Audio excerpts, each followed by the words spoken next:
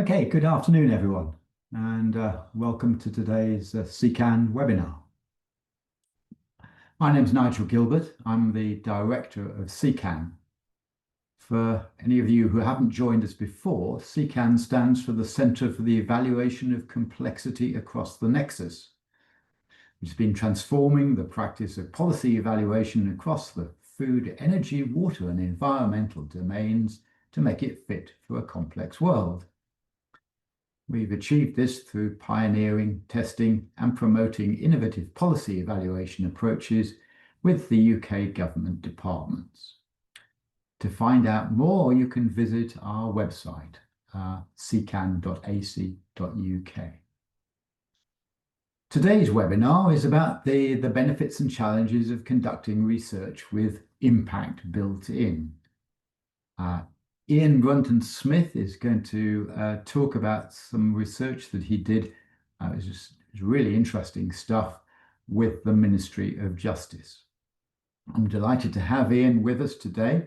He's Professor of Criminology and Research Methods at the University of Surrey, as well as the co-director of Surrey's Centre for Criminology.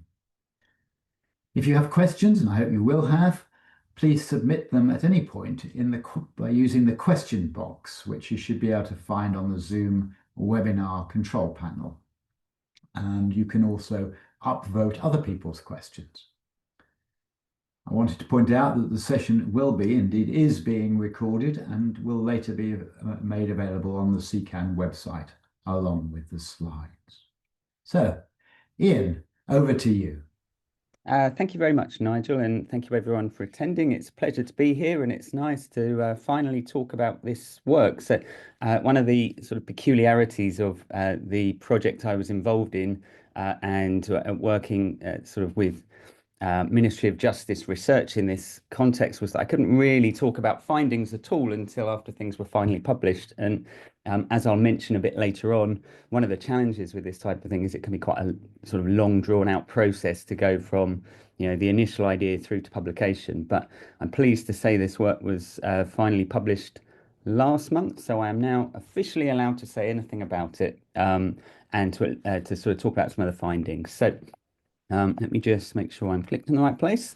So what I want to talk about is a project I was involved in with the Ministry of Justice that was 18 months where I was embedded in the Ministry of Justice as an academic fellow, specifically looking at the possibilities of using administrative data to construct retrospective evaluations of policy interventions. I've sort of framed this as benefits and challenges plus findings.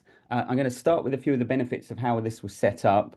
Then I'm going to spend a bit of time talking through the project and some of the findings, and I'll finish off with some broader reflections, some more benefits, I think, but also some of the specific challenges associated with this type of work. That's my email address. I've got two of them. That's one of the other things about this is being embedded in the Ministry of Justice. I ended up sort of being employed by them for or at least being treated as an employee, should I say, for the time that I was there. So you're more than welcome to contact me on either of those. They're both still running. So let me talk a bit about the background to this. So this was a collaboration between the Ministry of Justice, ESRC, and the Cabinet Office, specifically to look at the feasibility of using admin data to evaluate policy. I was one of two fellows. Georgina Mathlin, who was still also working with the Ministry of Justice, also joined when I did. And we were embedded directly in the Ministry of Justice alongside the Evidence and Partnership Hub with a remit which was actually fairly broad. It started basically as the intention was to explore the feasibility of using the linked justice data sets that have been put together. Now, these are administrative data sets covering the courts, so that's the magistrates and Crown Courts, and allows researchers or allows anyone working in the Ministry of Justice to trace offenders through the court system through then to probation. If they end up serving a prison sentence, we can trace the same offenders through their prison sentence too. And then we can also see whether they come back to the attention of the criminal justice system at later dates. So this was a fairly new initiative linking data sets together. The Ministry of Justice sort of, or these data are routinely collated as the process of operating the criminal justice system. And they're now, it's possible to trace these offenders through that system and start addressing more robustly questions around offending trajectories and whether if we intervene at some points in time, what the sort of downstream effects of that might be. And it was supported by the evaluation task force at number 10, who had direct involvement all the way through and made available all sorts of academic and non-academic support for me and Georgina through the process. So in terms of thinking about this approach, one of the benefits of this was that policy impact was built in from the beginning.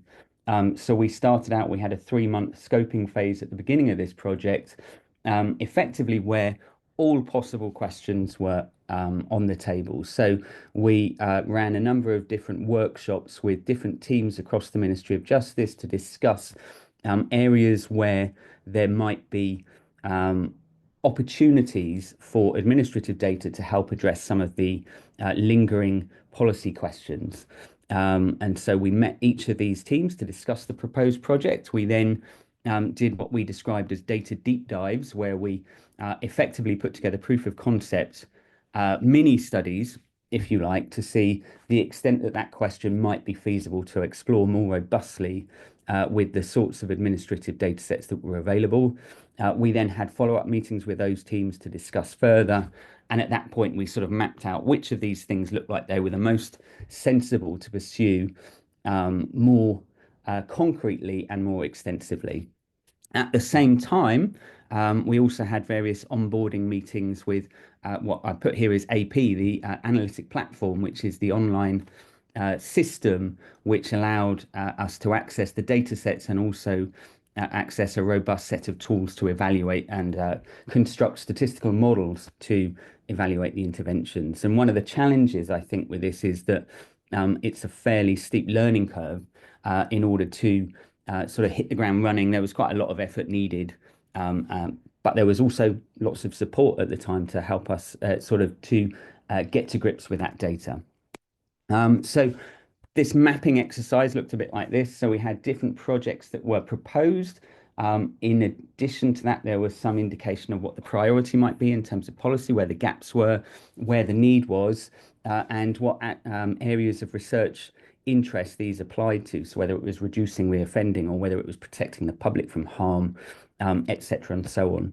And then we did some feasibility studies. So we did these data deep dives to explore the extent that there was sufficient and suitable data, and the extent that it looked as though those questions were addressable in any meaningful way. And today, we had many more of these, I should say, but today I just want to talk about one of these, and the one that's I spent most of my time involved with, at least at the start of this project, which was looking at the impact of electronic monitoring. So just to give you a bit of background about electronic monitoring, this is something that we've been doing in the UK and across the world for about 30 to 35 years now. And it's effectively, it was initially envisaged as a tool to enhance rehabilitation for offenders, but it was later then positioned as this potential alternative to custody. So a mechanism to place liberty restrictions on individuals at the same time as not kind of impacting on those other sort of wider social resources that it's well known are important for ensuring that individuals kind of remain within society and sort of that are protective of future reoffending. And part of the idea of this, that it sort of avoids some of those negative costs associated with an offender being incarcerated. So we often hear it described as, prison being a school for offending, and this is one way of kind of keeping offenders away from that environment. Now, there are different forms of tags. The ones that probably most people are most aware of is the radio frequency tags. These are the first types of tags that were introduced. In the UK, this was in 1999. And these have sort of two components. So there's the radio frequency box that lives in an individual's home, and then the offender then wears a tag that notifies the monitoring agency at points when the individual leaves their home, basically. And these were initially introduced as a way of monitoring compliance with curfew orders, and then later with HDC, so that's home detention curfews, which is when an offender is released from prison. And at the moment, there are about 7,000 individuals that are still wearing these tags. And this number has been steadily falling as more modern forms of tags have been introduced. One of those is the GPS tag. So this is a bit more advanced. So it has GPS facilities included in it. So it allows for offenders to be identified where they are, if you like. And these are mainly used to impose exclusion zones on offenders. This is sort of where an individual may be restricted from certain locations, but it can also operate for ensuring curfew requirements. Now, one thing these don't do necessarily is have real-time GPS monitoring. So it's less about exactly where an offender is and more about sort of after the fact enabling identification of whether those exclusion zone restrictions have been breached. And there's about 10,000, nearly 11,000 offenders that are wearing these GPS tags, and this is going up. So this is sort of the newer forms of tags that are becoming more used. And there's also another type of tag, which is an alcohol monitoring tag. And these tags, effectively, they monitor individual sweat. So they can tell whether an offender that has been, as part of their sentences, if their offence was thought to be partly motivated, by alcohol, this can be there to enhance compliance with orders that restrict alcohol use. And there's about 3,000 offenders that are being monitored with one of these at the moment. Now, the benefits of tagging, I've sort of given an initial idea of this, but it's meant to be around habit breaking tools. So this is about, preventing people from being in certain places, to reduce offending, to restrict offenders from interacting with other individuals who might increase their risk of offending, and also enabling offenders to remain integrated with family members, and that can be seen to be beneficial for rehabilitation. Potential problems of this, they can still have an impact on whether an offender has an ability to maintain employment if there are restrictions on times when they need to be or are able to be outside of their home. There's also possibilities of this raising tensions with cohabitants in a house, and also the wider stigmas that can be associated with being in a household with an offender who's wearing a tag. So there are sort of benefits to this, but also potential harms. But where this was interesting for this evaluation fellowship was that the evidence around their effectiveness is actually surprisingly limited. So despite the fact that they've been used widely across a range of jurisdictions for quite a long time now, the evidence on their effectiveness is pretty thin, to be honest. So we think they should work. We just don't necessarily know whether they do or how much they work. Now, there's not an awful lot of evidence to sort of base this on, but a recent meta-analysis which found just 18 studies about that they deemed to be of sufficient quality to be able to attribute an effect to electronic monitoring. They effectively found no clear impact or no statistically significant impact of the tag on recidivism rates, so that's on reoffending rates. They did identify 5 studies that looked at time to reoffend, so that's how long it takes before an offender reoffends, which suggests a modest increase in time to reoffending. So a modest impact, but overall the picture is pretty limited in terms of their effectiveness. However, there are some reasons to think that part of this may be just a lack of clear nuance in terms of the questions that are being asked. And specifically, this is about the extent that we think an electronic tag should have an impact whilst the tag is being worn versus when the tag has been taken off. So whether it has an additional deterrent effect after the tag has been taken off, or whether really the major impact of tagging is in terms of the situational impacts. So it effectively in preventing an individual from doing something while it's on. And despite that being the sort of obvious sort of question, that's rarely looked at. Most studies have really looked at this in terms of just, after to take two groups of offenders, one group with a tag on, one without, and just look at overall reoffending rates. So missing that nuance. And effectively, that's where this research came in. We thought it was both the data was available to look at this question, but also to provide this more nuanced assessment, looking specifically at differences in offending whilst the tag is worn. So in that duration of time whilst offenders are wearing the tags. Also, the potential effectiveness of the tag for the remainder of an offender's disposal. So that's sort of the remaining time whilst they're completing other parts of their sentence. That might be whether they're involved in rehabilitation programs or work programs, that type of thing. And then subsequently, whether there are additional effectiveness benefits after completion of their sentence. So that's the more traditional picture of, whether it works just in general. We also looked at whether it was effective at enhancing compliance with other parts of a sentence, so whether it actually improves compliance with those other parts of a sentence, and whether it has any impacts in terms of breach of existing requirements. And this was looked at separately for community penalties and suspended sentences. So the distinction here, suspended sentences when someone has been sentenced to a prison sentence, but the serving of that prison sentence is suspended for a period of 1 or 2 years. And if the offender doesn't come back to the attention of the criminal justice system in that time, they don't actually directly serve that sentence. And we asked the same questions in both of those settings. Initially, we also wanted to explore the potential to evaluate whether a tag was effective as an alternative to custody. However, we haven't pursued this further at this stage because actually it's quite complicated to equate an individual who's serving a community penalty with a tag to or to identify an equivalent offender who's serving a short prison sentence, and sort of be confident that the two groups are in any way equivalent. So another of the benefits of this approach, or one of the key benefits of being involved with the Ministry of Justice in this embedded way, was we had all sorts of interesting data to make use of, and just to kind of orient you to the data that was available. So the main source of data here was probation records.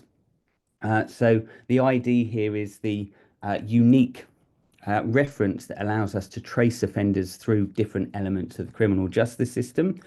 From probation records, we can look at offence type, various demographics, additional offences they might have committed, as well as specific details about whatever requirements they might be serving as part of their sentence, and compliance with those requirements. And I'll talk a little bit more about compliance in a moment, as well as important information about the timing of disposals, so when they start, when they stop, and specific features about those disposals.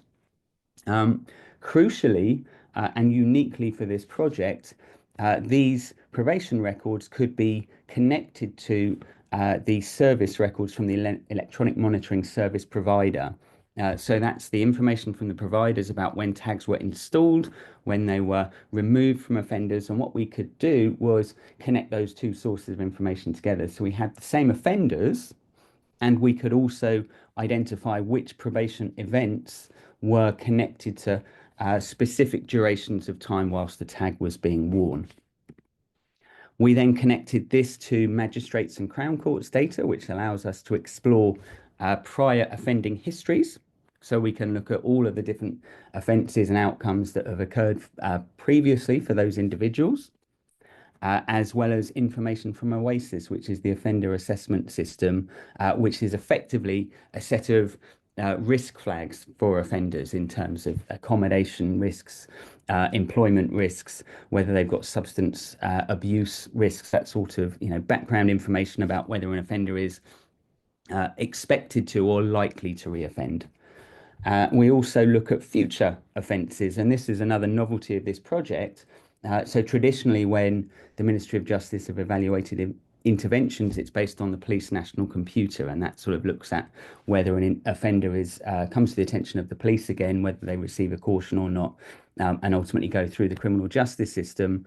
With this linked data, we effectively could scan through future magistrates and Crown Court records to identify whether those individuals had come to the attention of the criminal justice system again through those admin records. And this was useful to us because it gave us more control over the timing of future offences. So it allowed, effectively, it allows us to examine whether a re-offence occurred during the period of time while the tag was worn, or whether that re-offence happened at a later date.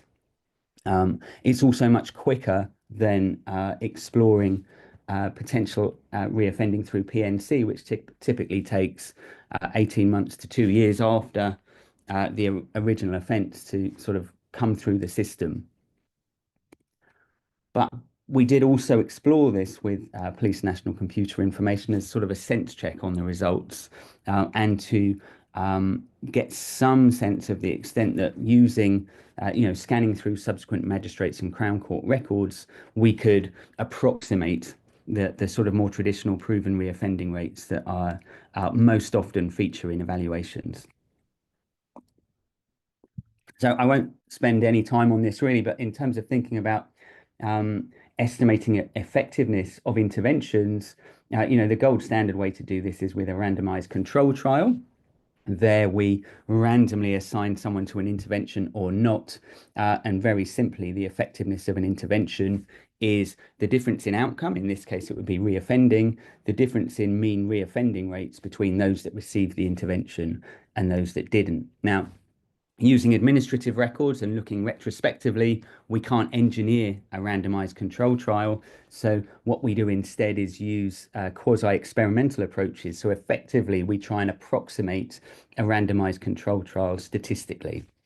And the key goal with this type of approximation is to satisfy the assumption of ignorability, which is that conditional on whatever I've done, there's nothing unobserved that might be predictive of whether someone gets a tagging order, and also, or sorry, someone has a tag as part of their community penalty, and there's nothing associated with that and their future reoffending or compliance with the specifics of their sentence.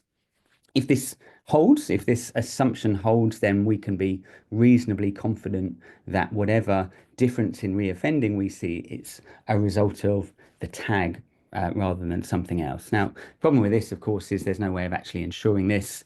There are always unobserved things that we can't account for. So in this analysis, I approached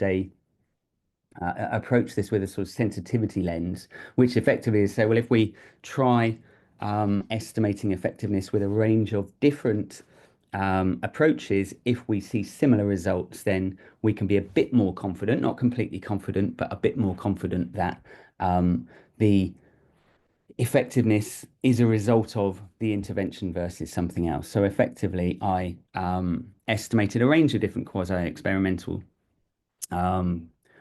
estimates and checked for consistency across them. And the different approaches I used were propensity scores, cause and exact matching, and causal machine learning. In all of these cases, the goal is the same, effectively, which is to take a cohort of offenders, all of them that had a tag as part of their sentence, and try to identify offenders from the remaining pool of all offenders that look the same or similar to those individuals. And by same or similar, I mean they have similar socio-demographics. They maybe have a similar offending profile. They have similar prior sentences and similar offending future risks. So through that OASIS assessment. And the difference between these approaches is the extent that we think of things as similar. So propensity scores and causal machine learning think of similar offenders as those that look broadly the same. Exact matching approaches think of similar as those that have exactly the same socio-demographic and risk profile. Now, the more similar or the closer to the same these two groups are, the harder it is to find doppelgangers, if you like, in the control pool that look like those that are in receipt of a tag. So as we become more stringent about how close to offenders need to be classed as the same, we end up having a smaller pool of offenders to examine, and it becomes more questionable the extent that those remaining offenders could be considered representative of all offenders. So using these different types of statistical approach gives us a way of sort of characterizing the landscape, if you like, of potential effectiveness. Okay, so this is the bit that I'm excited to share because I hadn't been able to before. The results of this, effectively, there were 52,000 offenders that had a radio frequency, wore a radio frequency tag between 2014 and 2018 that were serving a community order, and 25 or nearly 26,000 were serving a suspended sentence order, and the remaining group, so 300,000 for the community order and 160,000 for the suspended sentence orders, that formed part of our control pool. So that's the data we're working with, so quite a lot of data to work with. If we look at community penalties, this graph, the orange bars show those offenders in the control pool, so those not wearing a tag, and the blue bars are those offenders that were wearing a tag as part of their community penalty between 2014 and 18.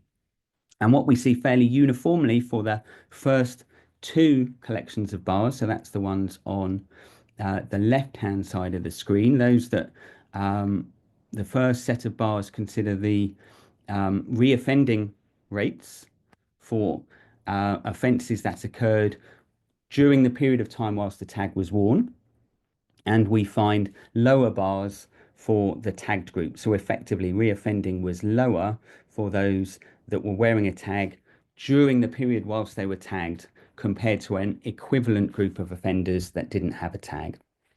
That effect is around 5 percentage points. And that's fairly consistent across the different matching approaches and whether or not we include controls for offending risk. If we then look at the period of time during the rest of a disposal, so that's the rest of their sentence, that effect is maintained. So we find a reduction in reoffending as measured by returns to the courts for those offenders that were wearing a tag compared to those that weren't. But when we look further ahead, so when we think about the potential deterrent effect of a tag, that effect goes away, basically. So we then find that the two groups' reoffending rates become more similar again. These effects are reasonably consistent over time. So this table is just to show that if we split this up by year and look at the same thing, we see reasonably consistent differences in reoffending or returns to court, so court reconvictions, between those wearing a tag and those in the control group over time between 2014 and 2018. The final group of data there is, again, if we look further ahead, so in the 12 months after the disposal, where we find no differences between the groups effectively. The causal machine learning approach to this has an extra potential benefit, which is it allows us to estimate whether the potential effectiveness of tags is the same or different for different types of offender based on the index offence that they were sentenced for. So this is the offence category that they were sentenced for that resulted them in them serving a sentence that included a tag. And what we find here is that this appears to be mostly localized towards theft and violence and robbery, but also there's a reduction for public order and summary offences. So overall, there's some evidence from the machine learning approach to this that this may be slightly more localized to some types of offender. The other set of columns there, this is a different type of analysis, which effectively says, well, let's sort of assess the robustness of these results by randomly assigning a potential tag to offenders. So here we should see no difference between the two groups, and effectively we find no difference. So that set of bars on the right hand side is really just giving us additional confidence that these effects might be real effects. If we move on to look at breaches and completion of other requirements, so that's other parts of their sentence, in addition to, so that might be whether they're serving, a work order or rehabilitation requirement, we find completion rates for those are higher amongst those that were tagged. We find lower breach rates, and we also see that those offenders that were tagged receive fewer warning letters during the course of their sentence. So that's warning letters from from their probation officer for breach of any of the conditions of their sentence. So like not turning up to the probation office, that type of thing. So uniformly, we find that during the period of the sentence, the wearing of a tag seems to be beneficial, but that's offset by the fact that we find no additional deterrent effect of a tag after the sentence is complete. The picture is very, very similar when we look at suspended sentences. Actually, the overall court reconviction rates are slightly different, but the picture is largely the same. There's some evidence possibly of a very small effect, residual effect of the tag after the disposal is complete, but most of the more robust evidence occurs during the tag duration or the remainder of the disposal. This just shows a similar thing over time. So I'm not going to dwell on these additional slides, but we do look at over time, and also it appears to be a similar index offence profile as the community orders for suspended sentences. And similarly, there are lower breach rates and any other probation requirements being revoked in this context. That's, if they fail to adhere to the requirements, then it would be revoked and they'd end up serving their sentence. So I appreciate that's a lot of data, and part of this is about the additions to the benefits of this in addition to the results. But just to summarize those results before I add a few reflections on the broader embedded nature of this fellowship. So what we see is that when we distinguish correctly between the monitoring period and afterwards, we get a slightly more localized effect of tags. It seems as though tags do have a benefit whilst they're being worn. So it's not necessarily the most surprising findings, but it is reasonably robust evidence that effect whilst they're worn is there, and that it also can have some benefits some benefits for other parts of their sentence, so compliance with other parts of their sentence.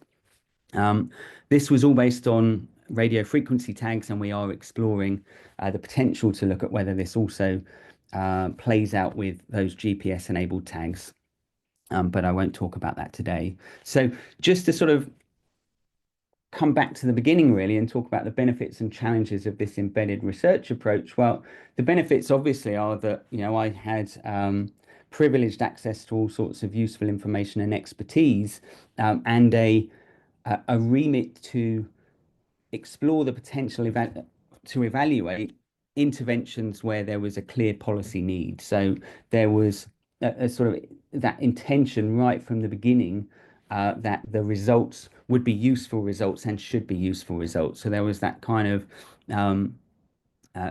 immediate potential for impact, and that administrative data gave us all sorts of potential to look at this on a large scale.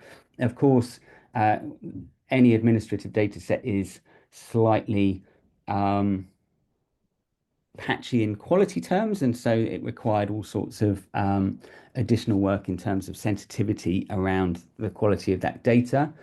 There were huge benefits to the embedded nature of this fellowship in terms of that understanding policy needs and evidence gaps, but there was also quite a lot of onboarding required, which required a bit of extra sort of expertise, if you like, or time at the beginning, and ways of working and communication chains that are sometimes at odds with the slightly more flexible nature of an academic approach to things. So part of the difficulties we face with the data deep dives at the beginning and that sort of proof of concept work was clearly signaling that this was proof of concept work rather than formal evidence. So in some respects, there were some challenges around that sort of the nature of the research process, if you like.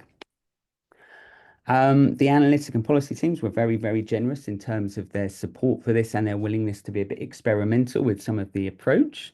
But the process was very long, and this is another of the challenges around this type of work is, we took 3 reports through the system, which included 3 lots of internal review, 3 external reviewers, further response to those external reviewers, further internal reviews, further grade 6, which is the sort of sign-off review, and then ministerial sign-off, and then finally publication. So the approach to this was far longer than we might anticipate with more traditional forms of academic research. But in terms of the benefits, the GSR, so these were government social research reports, and that means the evidence has had immediate visibility, which places it well to maximize impact. So this is already sort of featured in terms of the prisons and justice ministers' recent engagement with evidence. But obviously pre-publication dissemination of results was not available, which means that the sort of approach to external visibility of this research was slightly different.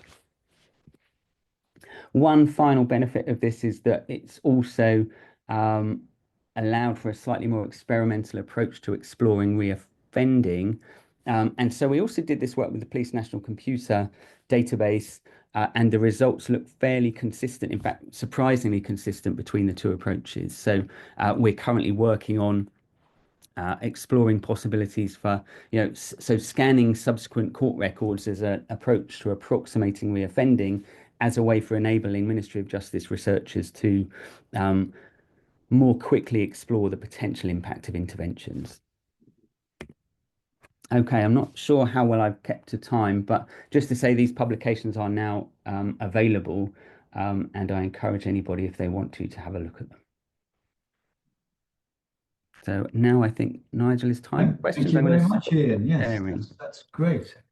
You asked, have you kept to time? And the answer is absolutely perfect. Fabulous. So we have some time for questions. In fact, we have already got some questions, and I encourage others to put those questions into the Q&A. And if you like one of the questions that's already there, just upvote it. So let's have a look at the questions we've got at the moment. So somebody asks, are you planning to do any cost effectiveness analysis? Are the benefits of reduced reoffending while the tags are being worn greater than the costs? That's a really interesting question, not specifically for the RF tags, but I know that there's a related project that has just been completed and is currently working through the publication process, looking at GPS tags in the first year of, so GPS tags were introduced in a few regions, so it was sort of more experimentally introduced in a few regions in 2021. And the first year evaluation of those GPS tags includes a cost benefit analysis to the use of those tags. So that is looking at the costs associated with the police looking up the GPS records to see whether offenders are in the same place, if you like, as in the same place at the same time as an incident that occurs, and also the costs associated with the rollout of those tags, which was quite an extensive set of costs. Now, I don't think that work has been published yet, so I'm not going to say what it shows about the cost benefit analysis, but yeah, so some work is being done on that. Whether there's scope to do a similar cost benefit analysis here is, I'm not sure. Actually, we did look at initial costs, but there wasn't much appetite at the time to then sort of, effectively multiply up to the number of tags and over the duration. I think partly because there's a slight shift towards these GPS ones. Okay, thank you. Getting on back to your actual analysis, what confounders, what confounders were included in the analysis, age, sex, marital status, or contact with the family, or anything else? Yes, we had a range of socio-demographics, including age, sex, and ethnicity, but not marital status or contact with family as they weren't available.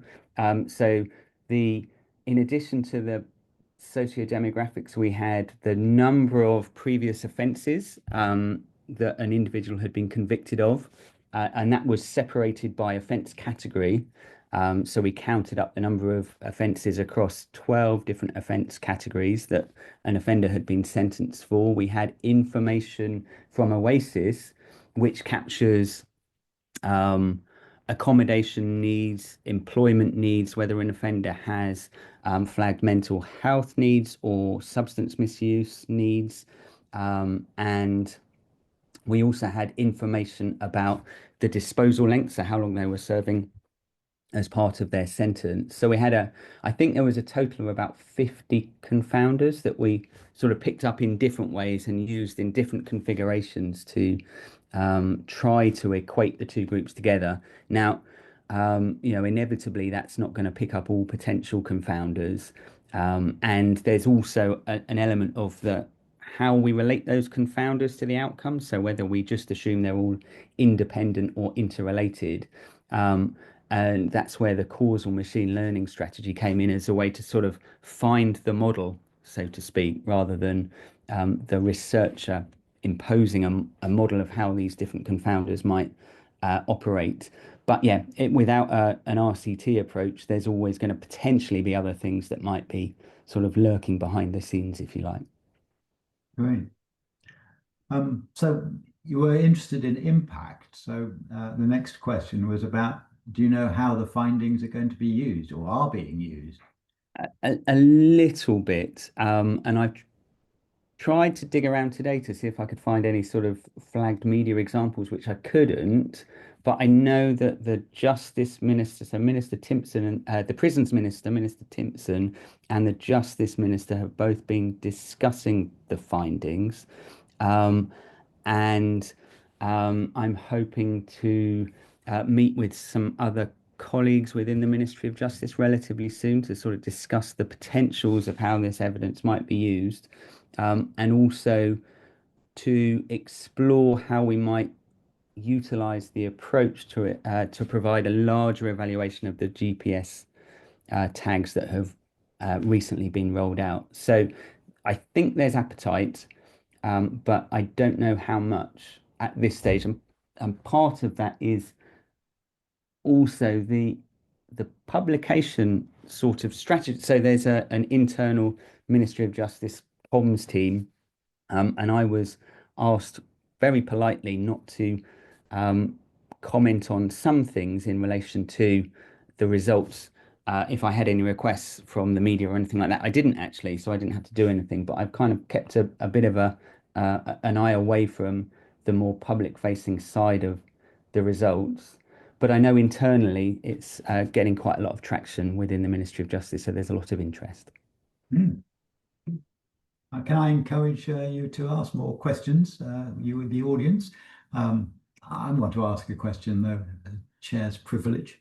Of course. Um, so you're obviously an academic.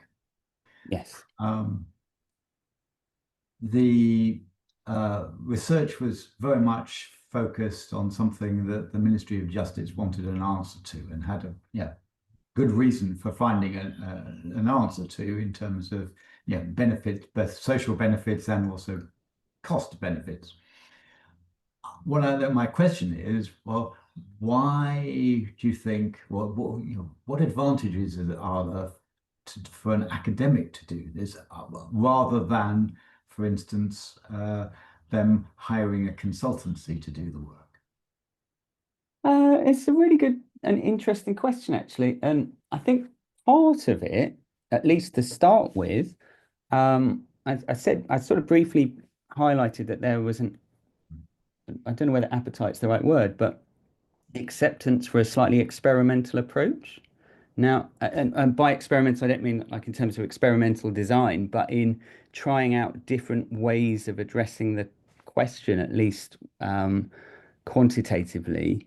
Now, I'm sure consultancy firms would be well placed technically to do that sort of to approach things that way. But there's an inevitable kind of focus on the outcome, the output, the thing that you're requested to do because you're funded to provide that answer. And my funding certainly didn't come with an expectation of finding an answer.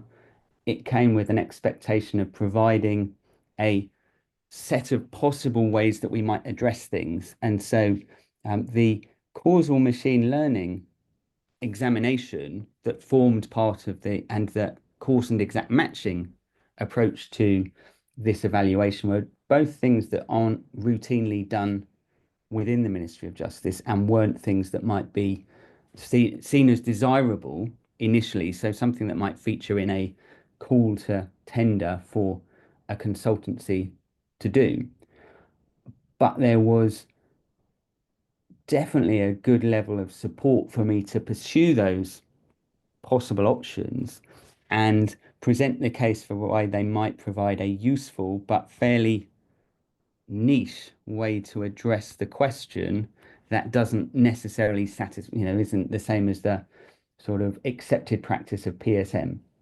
Now, that to me is a way of saying it. I was afforded the opportunity to not just be focusing on the goal, but also to be able to explore the journey in a way. Now, that could work for a consultancy based approach to this, but it would need to be reasonably fine-tuned in how that call was specified, I would think. Yeah, thank you. That's a really interesting answer. We've had another question. Please, could you comment on any research to explore how the use of tags could impact reintegration of offenders? Is this one of the potential research questions? It's an interesting question. It wasn't one of the specifics of this project, and part because um, this was focused on community orders and suspended sentence orders, where effectively the offender is already reintegrated because they're not excluded from society by serving a sentence. Now, um, there have been existing evaluations of home detention curfews or and other studies that have tried to set up the prison versus tag type evaluation. I can't remember the names offhand, but that Bellur et al. Meta-analysis has some of the details in there about what they've done. Um, and so, yeah, I would sort of divert you that way in terms of the specifics of that, because yeah, by definition, these offenders are integrated. It's about the maintenance of that integration, if you like, by having a tag rather than being sent to prison. Okay, thank you. Another question. Would you know if there's ongoing qualitative work to complement the quantitative analysis that you've done? No idea, but there should be. And actually, that would speak nicely to the question before about the reintegration of offenders, because part of this, I think, so um, some of the early or some of the early research looking at tag effectiveness, the question was about these wider net the potential net widening effects of these tags, right? And so that's things like whether um, family members kind of get drawn into um, sort of feeling like they're part of the tagged group, if you like, and the broader feelings of shame, and those sort of more perceptual questions about how an offender feels about their tags and about how it feels to be tagged. I think they're super important questions to be addressing actually, and would be a neat complement. I just don't know what that research is at this stage because or I was attempting to kind of quantify the broader landscape, if you like, of whether in a policy sense they work to reduce offending, which is kind of what they were introduced for. It's a really important part, I think.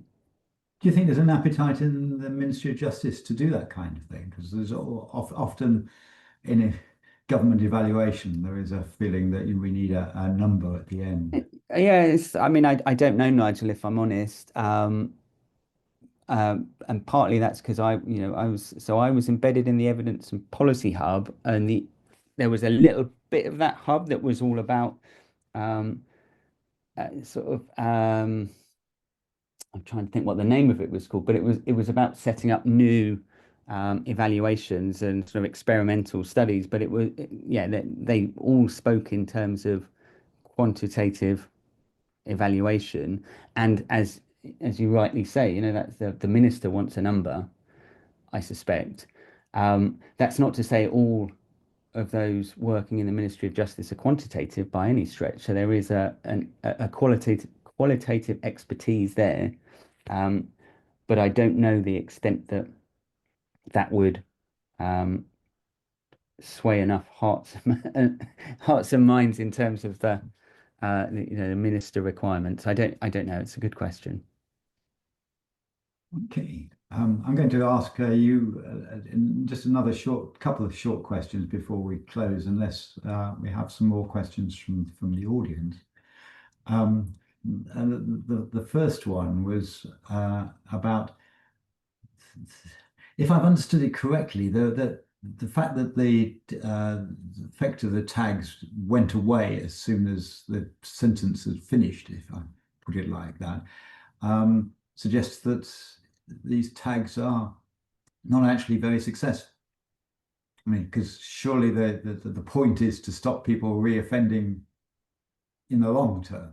I mean, in some respects, I mean, I might characterize that as a slightly contrary approach in some respects, right? Because the goal of the tags is, um, in a sense, is the thing that hasn't been especially well defined before. There are situational potential benefits of it in terms of it serving as a barrier to behaviors, and there are rehabilitative benefits in terms of its ability to support um, other interventions.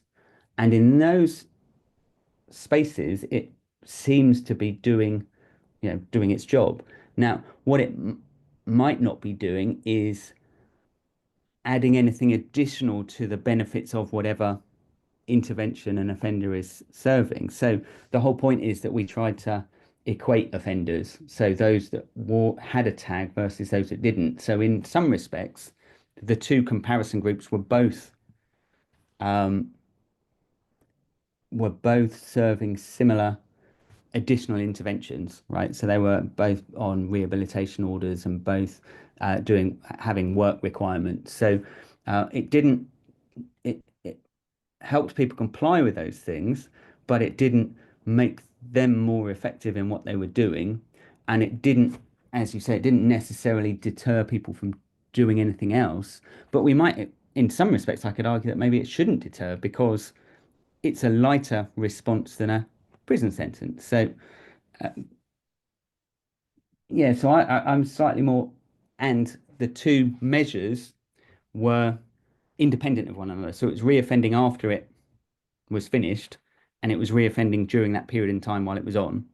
Mm. And so if you then counted up the total reoffending rates for those two groups, it would by definition be lower because it was lower during the period whilst they were being worn. So um, in that respect, there is a net benefit.